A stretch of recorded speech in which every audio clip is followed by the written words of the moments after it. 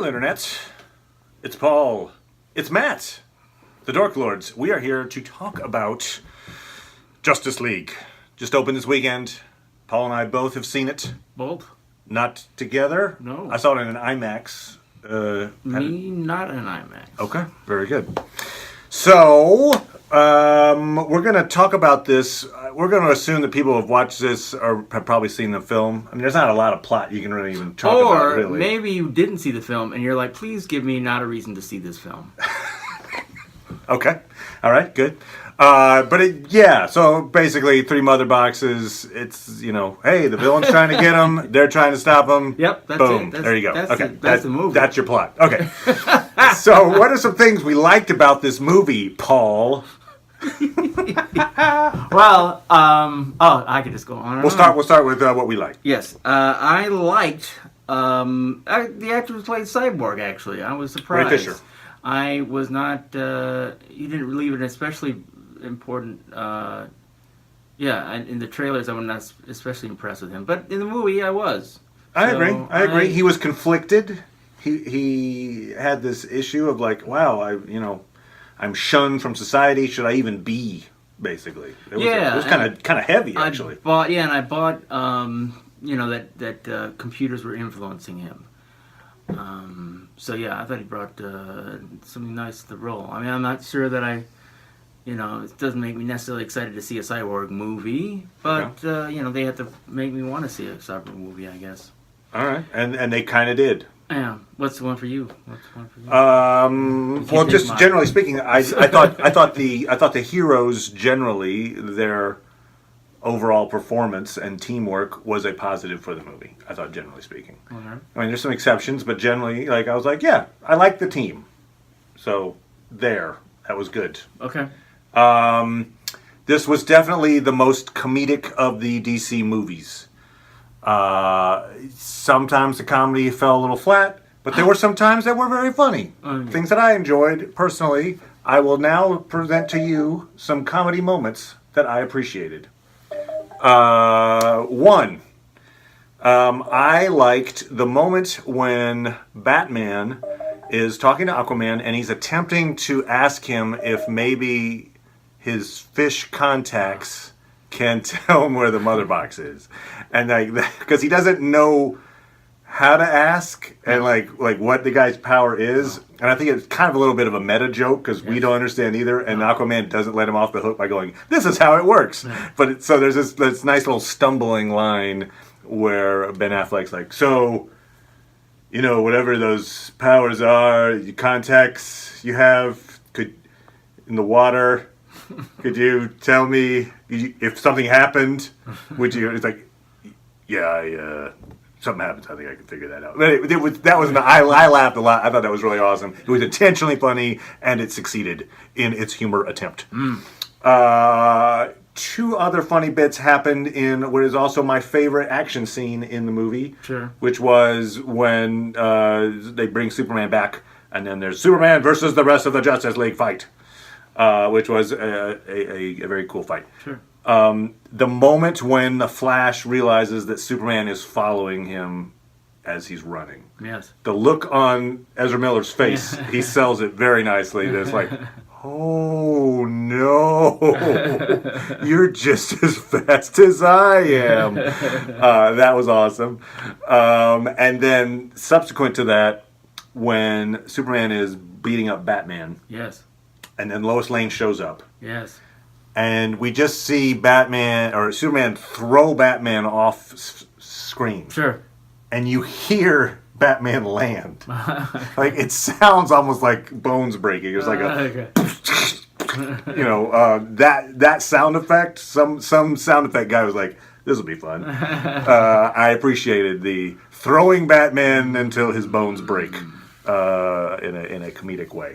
So there you go. Right. Those were my little boop boop boop. Those are good beats. Happy beats. Good those beats. Sure. Any other happy? You're looking at me. Yeah. No. Yes. You know what? If you can't say anything nice, don't say. That's my mom told me. Okay. Anything? Yeah. No. Nothing's springing to mind. Okay. All right. I'm sorry. I did like the Flash too. I like the Flash. You know, I mean, I think it'll be better once he gets his movie, and I'm a little more up on a movie about him only because I've seen shows about him, about Flash. So it's like okay, and I'm more familiar with that world. So it's like okay, Flash got a show or a movie in this case. You know, and it was an interesting performance. So yeah, I liked Ezra Miller too. The Flash. Yeah. Yeah, I liked him too. I thought, there were, you know, as I say, he was the source of most of the comedy, although not the Aquaman-Batman interchange. But most of the comedy was like, let's push it through the Flash. And a lot of it worked. There were some beats that I thought were like, I didn't like his Dostoevsky line. That was kind of weird when he was trying to say goodbye, which I assume he was trying to say Das Vidanya. Oh. But he goes, Dostoevsky. I barely understood that moment. Okay. That one fell flat for me. But we're not talking negatives at this moment. No, we're not. Generally speaking. But that one made the good one seem even better. That's right. That's right. Yeah, and he was the good, I'm the young, really psyched to be here guy. Sure. When he's zipping around the Bat Cave and just like sitting in the car, and then he's standing on the thing, and he's looking. Whoo, Oh, I got another positive thing. Oh, okay, good. Another positive. Yeah. I liked who's the guy who plays Superman? Henry Cavill. Henry Cavill. You know, he seemed like he was in a better mood. He was after he came back to life. There, he was. You know, he was a little more happier. Yeah, I think that's good for Superman to be happy. I agree. It was a weird beat when he was, you know, angry at first. Yes. I don't know where I am, so I'll hate people. Yes, yes. That was, I thought, a little odd. But yes, once he got back to I know who I am now, yes. He was generally a kinder, gentler Batman. Yeah, Superman. You're right. He was definitely kinder, gentler Batman. Yeah, Although Batman was a kinder, gentler Batman by the end, which is a little odd. I guess I'm not sure if that's even a positive, but like that smile that Batman has when Superman shows up in the final battle. Yes. I don't know if you looked at that. Like if you did a frame grab of Ben Affleck's face, like of course you see his smile under the cowl, but he's like, and like it was like a giant goofy grin. Like, okay, that didn't seem like Batman. That would be more like a Flash thing, but. He got, you know what? I think he took some antidepressant medication, and he came to fight with like a little pep in the step. Maybe Alfred slipped him some of that. Yeah, you know, he's whistling on the side. Yeah, he was generally speaking, you know, a happier guy. Martha and Jonathan are weeping. Yeah, right. How dare you forget us? Yeah, yes. Okay, so maybe some things we were less inclined to enjoy about the movie. Oh. And we're going to be kind on this. Oh. Maybe. I don't know. Maybe not. You did. You tell me. I'll say this. This movie is easily better than Suicide Squad. Easily better than Batman v Superman. I agree. Probably not as good as the other two. I think it's easily, a little more easily better than Batman v Superman. Now we have a disagreement on which of the movies is the worst movie in the DC universe. I'm in the Suicide Squad camp. He is in the Batman v Superman camp, which is fine. Oh, here's something else I liked, which is also it's kind of a damning with faint praise, but it is something I like. It's something that's not in the movie. I'm glad we didn't have Superman's here? Well, look at this big thing of kryptonite. I'm kind of tired of seeing movies where we have kryptonite, so Superman's not Superman. And that's anymore. That's what I thought Batman at one point is like. Oh, I got a secret plan. Right. I was like, what is a kryptonite? That was probably the secret plan. You know, Batman always has that kryptonite. But it irritates me sometimes to see, oh look, there's this really powerful guy. Oh, but here's the one thing that keeps him weak, and we have it. So we can't see the guy be powerful anymore. Superman's- So it was good. We got to see Superman being Superman. Superman's kryptonite is your kryptonite. Yes, yes. So yay for the movie, Yay. not just having, Steppenwolf be like, well, I have this big, great, I have a kryptonite helmet. He didn't do it. He instead got whooped. Okay. I think we saw a pretty good power level from Superman. Like, in terms of, like, the way he's typically depicted in the comics. He was handling the Justice League. Yes. I wouldn't say easily, but fairly easily. Fairly easily, yes. Yeah, and then when it came to Steppenwolf, he kind of handled he was the one who Yes. froze the axe. Yes. And then Wonder Woman breaks it. Yep. Like, he kind of handled Steppenwolf, too. Yeah, I think so. So, I like that. I like Superman being Superman. Me too. That's what I wanted to be. So there you go. I mean, it's probably a cliche and probably not completely true because I'm going negative now. All right, we're going negative. To No, say but yes. that, damn you, Zack Snyder. That it's like I don't know why they kept going to him. They needed to have other directors before this. And so even though Zack Snyder is still given credit, he's still probably done most of the movie. He does have all the But- directing credit. There's no Joss Whedon listed in the credits. It's like he's in the story or in the script or something like that. His name is in there. But, they took the note from the other movies or whatever, so they started it. They need to go further into, I personally, for me, I can't give it the team credit yet. I can't. I mean, I like the characters can be interesting, but I thought they spent too much time introducing them. That was partly because they had to introduce to the audience. They had to spend all this time introducing them to the audience. But it was too much time. You probably could have left out the superhero, the villain, and just had them focus on bringing Superman back. I would have been fine with that. That's actually a good idea. I hadn't thought of that, but you're right. Just have a let's bring Superman back movie. Yeah. Might have been better because Steppenwolf was a pretty forgettable villain. Yes. I mean, he's not the most forgettable villain in the history of superhero movies, but he was pretty paint by numbers. Yeah.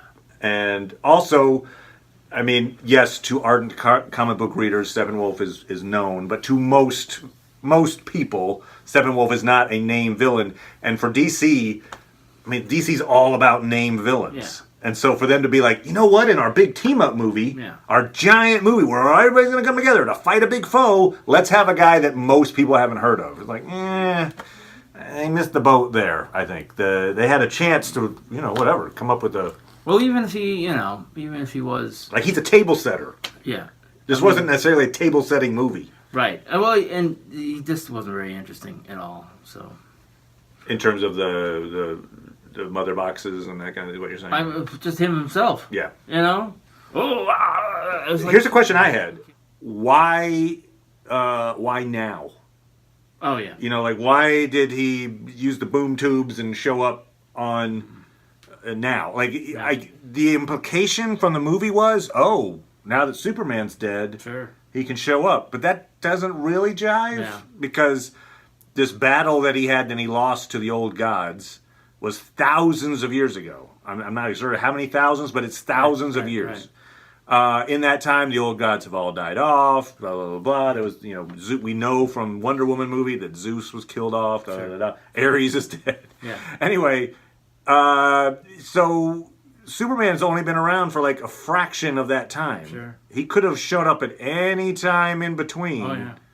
So it just seemed like an artificial reason of like, oh my God, now's the time. I don't know. It just, there were no, the stakes seemed artificial. Sure. Let's put it that way. Like, nope, of course he's coming now. Because I had a dream about it. Yeah. All right, speaking of that, this is not a negative, it's just is this what they were intending? Oh. So, Batman v Superman. Batman has his vision, and Flash shows up. He goes through time, goes back in time to tell him an important thing. And the important thing he tells him is like, Lois is the key. Blah, blah, blah, blah. Okay. So, was that relating to this moment in this movie where Bruce brings Lois to the to meet up with Superman? God, I hope not. I hope not too, because they didn't pay that off at all. I mean, if that was it, they should have had some moment of like, you know, looking at Flash like, oh yeah, this is what you were telling me. But they didn't do that, so. Okay, it just is odd that it's just hanging there. Sure, like yeah. Lois is the key. Is that going to pay off at some point later on? That's In one of the instead of seeing Flash and Superman race, maybe Batman should have been like trying to get into his Batmobile, and then like Lois like, here you go, here's the key, and then thanks. Oh, good, you have the key to the Batmobile. It was the key all along.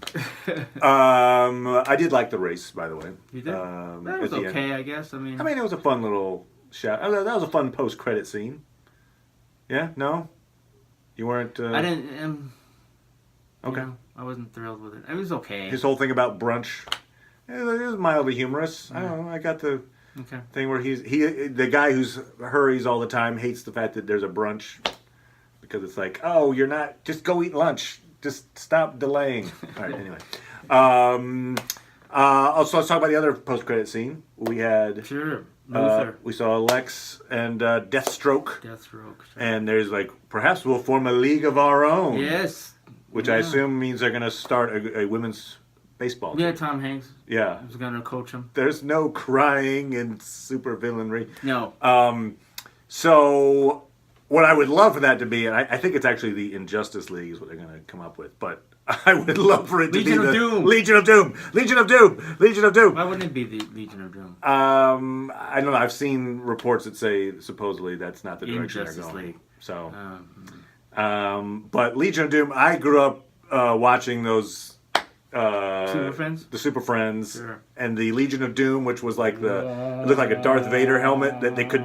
It was a building that could fly, and they could move it around, and it was awesome. It was like a spaceship on Earth. They're like doo doo doo doo doo doo doo. They had all the baddies, including Lex. They did not have Deathstroke, the Legion of Doom, and just the name alone is like they're announcing their evil. Kind of like usually you're talking about like, you know what, the villain is usually the hero of his own story. Like, nope, if you're in the Legion of Doom, you're pretty much like, we're trying to do bad things. Yes. We're going to do bad things. All right. Anyway, so I would, if they did a Legion of Doom, I would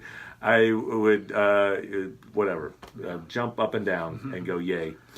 But yeah, no, it's cool. I mean, obviously they're going to have if they're teaming up, then we should team up. Yeah. I did like also that they're going to turn Wayne Manor into the Justice League.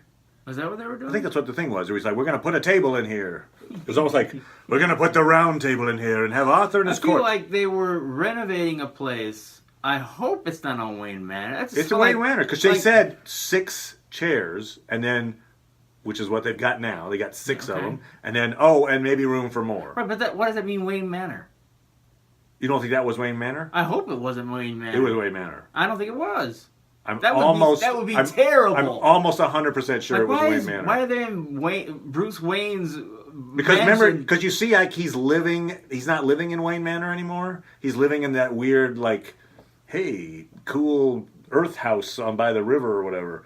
And so he's still got the Bat Cave underneath Wayne Manor, but he's not living in it. And the idea is, I think something happened to Wayne Manor. It blew up or something.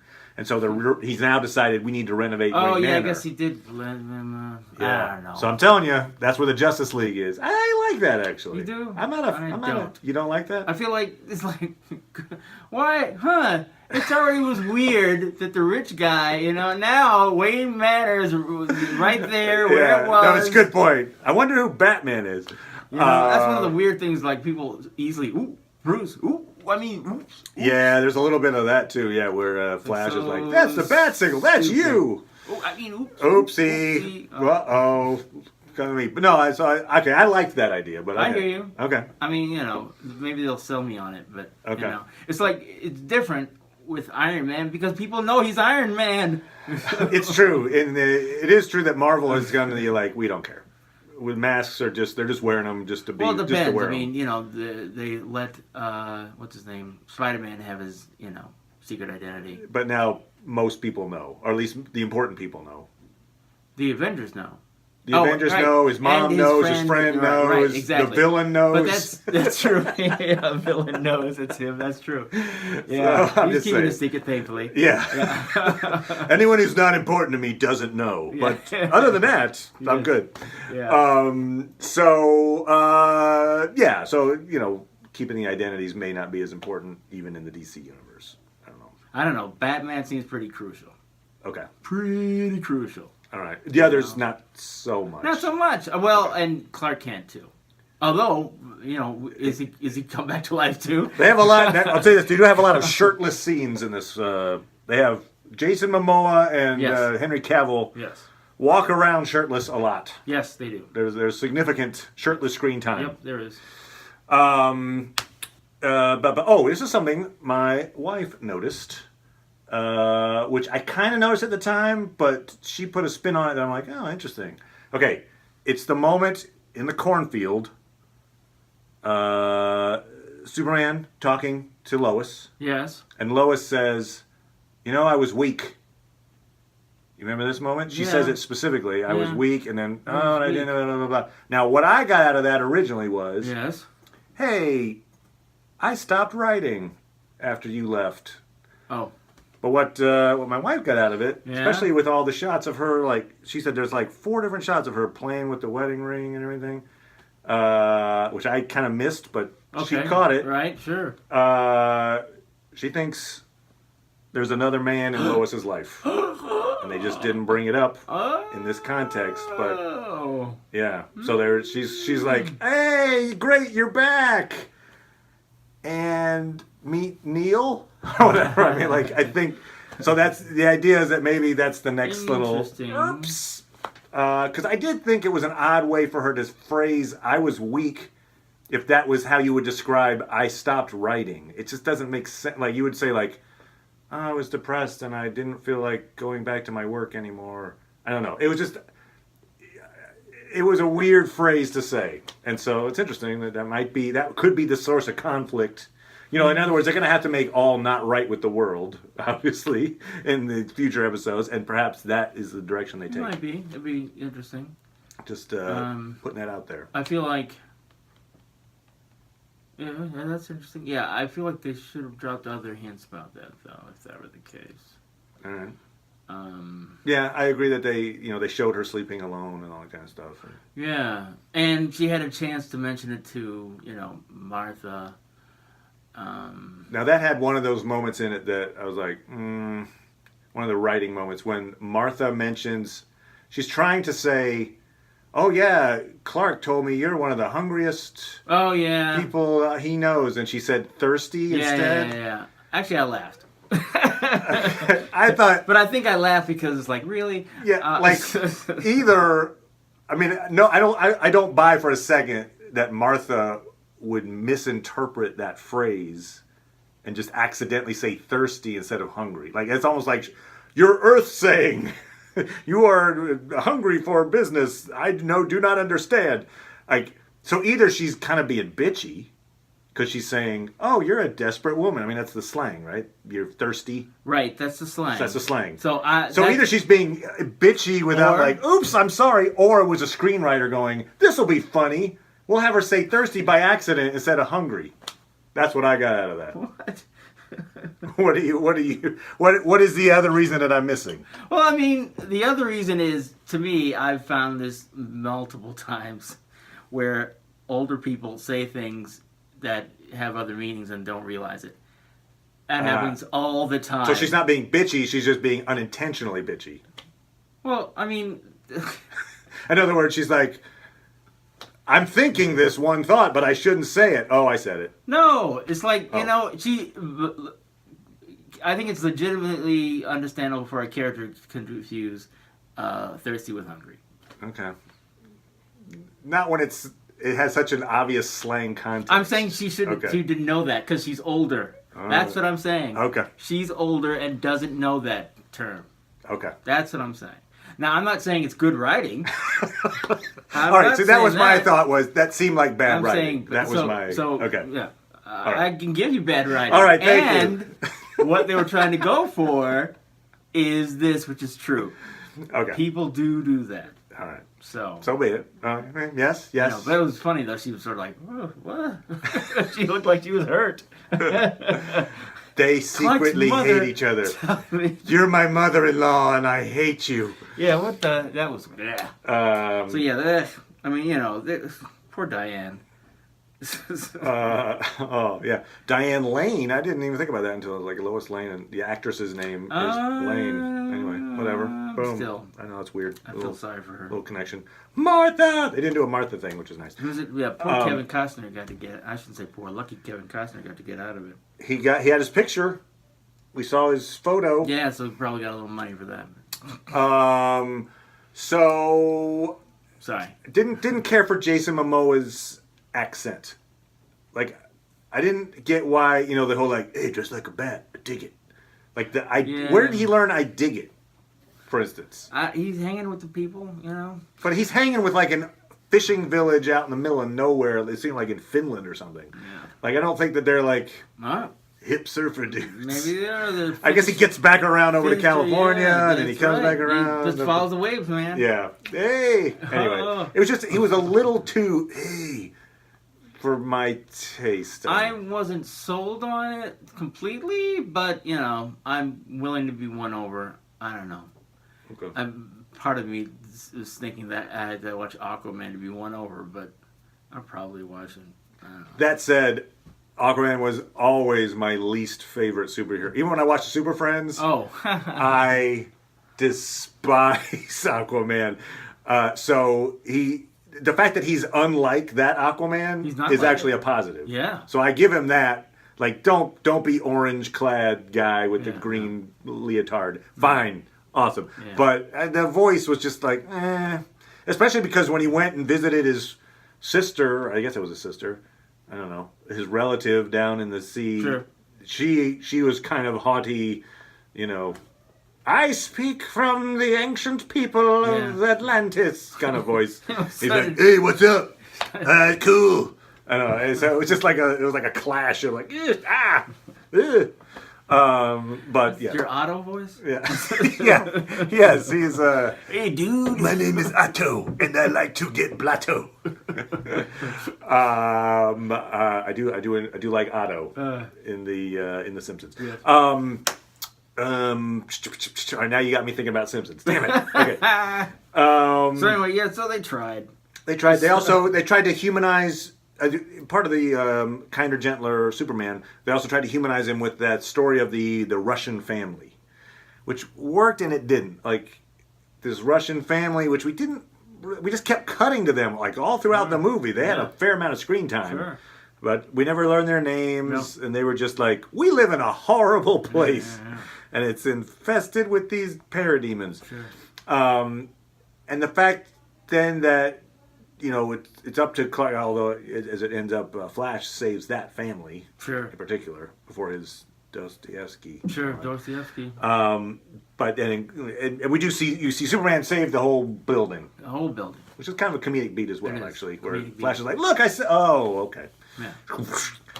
But to me, it was like, well, okay, you've made a counter argument already on this, but when I was at the moment I was watching it, I can only say what I was thinking at the time. Sure, what are you thinking at the time? Thinking at the time, why did you stop fighting Steppenwolf? Who is this machine is starting to recreate? It's basically like the Genesis project from Star Trek 2. Sure. We're going to destroy a world and create a new one. We will. And it's doing it. You see the things coming up. Like, okay, why are you stopping that to go save these people that will die anyway if you don't stop that guy? Yes. Now, your retort to that was, oh, he's just going to do both. Yep. And he did both. He's Superman, he can do both. But both. It's just like, I guess I didn't have the assumption he would do both. I thought, like, there's a cost benefit. If I go do this, I may not be able to do this. It's a classic Superman thing where, what are you going to save, Superman? You're going to save this, or are you going to, like, punch me out and take me to jail? It's like, what are you going to do? You're going to save the family, or are you going to stop me from doing this? For instance, in the Christopher Reeves Superman, he's given us a choice where it's like, oh, there's two missiles. Yes. One's going to Hackensack, one's going to the fault line. Right. And she's like, you have to promise me. You have to promise me that you'll go to the Hackensack one. He Save my promises he has grandmother, to live up to or his save promise. my mother or whoever it is. Yes. Point being, in that one though, those are 2 missiles. Each one's going to cause damage. Now, this one's going to cause more damage, Right. but they're both going to be horrible Yes, for true. anybody that is in the way of the Yep. missile. In this case, there's this big thing that's going to happen to the whole world. Yep. Needs stopping. Yep. There's this little thing, a couple of people that are still going to get killed if this thing goes through. I should stop this thing, thereby saving everyone at the same time. It just seemed more logical. I'll save everyone by this He's instead of taking a detour And I then think coming back. there are enough people who are upset with Superman killing someone, where it's like, let's make Superman more like Superman. Right. And so that's what they definitely humanized him in that way. It just seemed like that choice was maybe a little illogical. Vulcan would be like, no, that was an unwise choice. Oh, Vulcan's not Superman. Good point. So yeah, there you go. Justice League. They hinted at Green Lantern coming back. More than hinted. Yeah, really. Yeah, they did. They were like, it's happening. They had a lantern die off in the past. And the ring ring flew flies off away. his hand. Well, that's what they do. Yeah. So the mother boxes. So hopefully, I think I am encouraged by the fact that Joss Whedon had an effect in this one. He's still probably going to be working with DC and Jeff Johns. I think I've hope that these movies will start getting even better. So what is the next one? It's Aquaman, right? I think it is. Yeah. So we're going to learn Aquaman's origin story. Apparently they pulled a lot of the Aquaman origin story out of this movie because they were like, well, it's in the next one, so let's just save it. Okay. So that's was the reasoning there. Wow. Now there was also a lot of talk about Superman's mustache that they had to get rid of. You know what? I didn't care. So I didn't mind that. I didn't. That did not detract from the movie. No, it didn't. It just is. It is interesting when you see like that's a behind the scenes thing of, Sure. Hey, I'm in a Mission Impossible 6, and they're saying I have to have a mustache. To normal people, it would seem like it would be easier to shave the mustache and then use a prosthetic mustache later than to say, no, leave the mustache, digitally replace every frame of you in a mustache. But that's what they did. But the actual effect of it, I didn't think really took anything away from the movie. I was fine with it. Yeah, I think most people probably would know. And, generally, if you have a close-up with an actor and you see his face and he previously had a mustache and now somebody put a fake one on there. So you're saying it from the other point of view. If you're watching Mission Impossible 6, whenever that comes out, right, and you happen to see like, wait, his mustache now looks pencil thin, whereas before it was, you'd be like, boo! Like bushy in some weird ways. Oh man, is that spirit gum? Ah, boo! Exactly. Exactly. All right, so Mission Impossible. Hated it. Anyway, so there was some stuff to like about it. It was not. It wasn't a horrible awful. movie. No, it wasn't. It was serviceable. Yes. And there were some fun action scenes. Yes. So it was not Suicide Squad. I know it was not that maybe Superman. Anyway, so yeah, that's a true travesty. we will be back to talk about Mr. Robot. Next Thanksgiving. week. That's right. Thanksgiving's coming up, so. There was a cry for you to use your sock puppet. We've got people wanting you to do the sock puppet thing, so that might happen. Yeah. But in the meantime, so we'll one way or another, there will be a review, maybe with a sock puppet. Maybe. Okay. Yeah. All right. Anyway, hit subscribe if you want to get notifications. Make a comment. Please, be nice to us. If you're like a big devotee of DC, so be it. Yeah. That's fine. Come out and Good. Tell Yes. us stuff. So, anyway, we'll see you later, everybody. Bye now.